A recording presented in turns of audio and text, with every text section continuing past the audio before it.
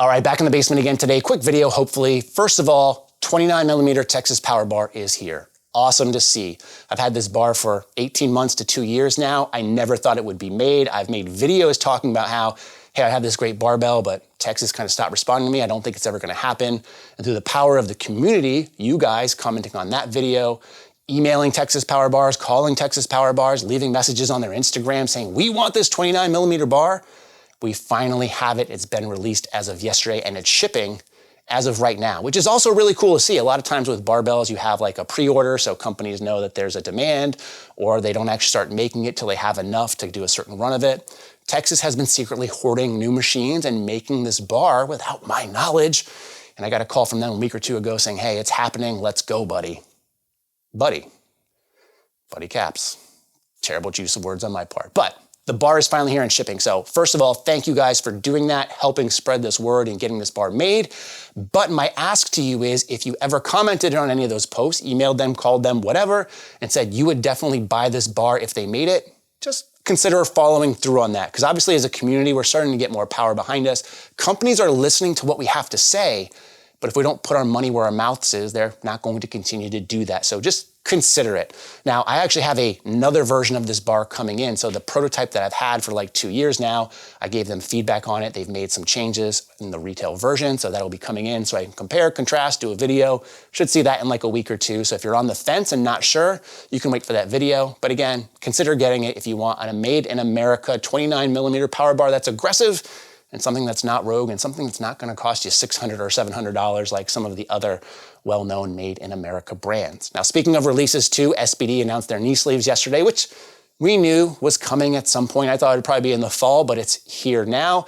We know that because we saw the IPF approved list when it was announced, which is good for like 2 or 3 years. We saw they had some new sleeves listed, so we knew that they were coming, and I fully just expected them to swap material, take their existing sleeve and just change the material and sell it at a double the price markup. Because let's be honest, SBD and innovation don't go hand in hand for the most part. And I say that because their idea of innovation when it comes to knee sleeves, singlets, wrist wraps, tends to just be like a color swap. So something that's not black and red. Instead, it's red and black, or it's black and white, or it's black and black. So you guys get the point.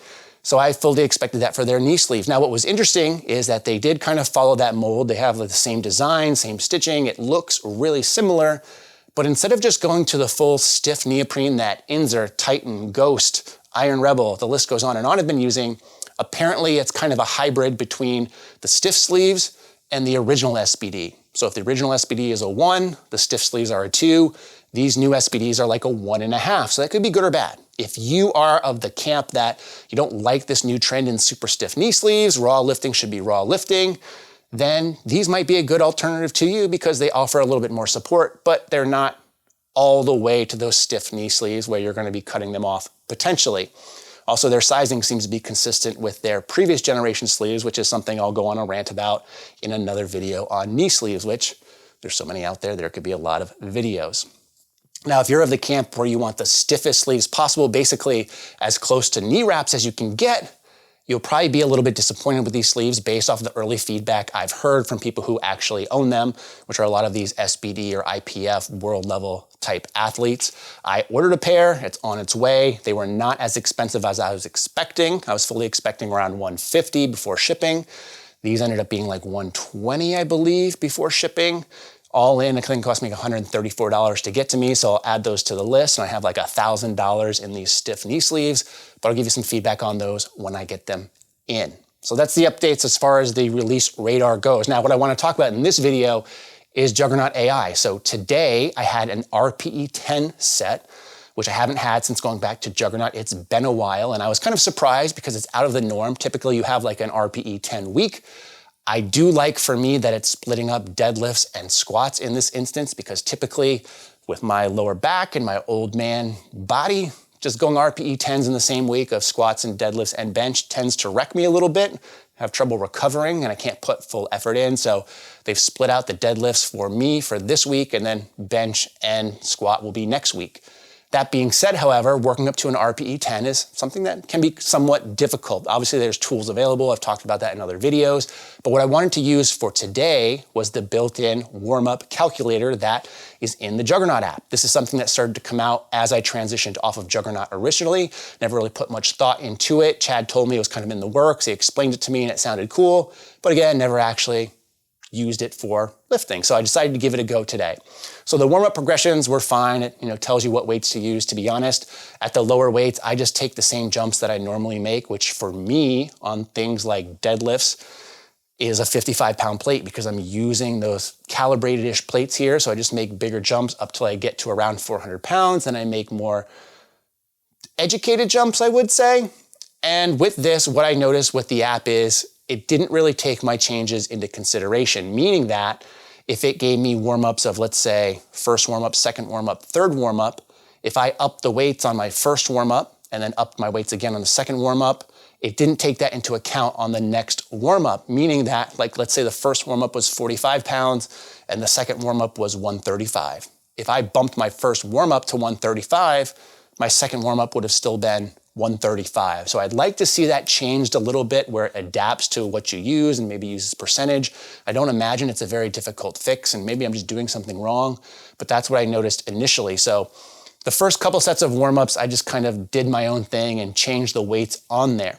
Now, when you start to get to your last 2 to 3 warm-ups potentially where you get towards what your estimated top set should be, which is built off of what your previous work has done. So based off what you've done in previous weeks, it'll say, this is probably where you're at in terms of a goal.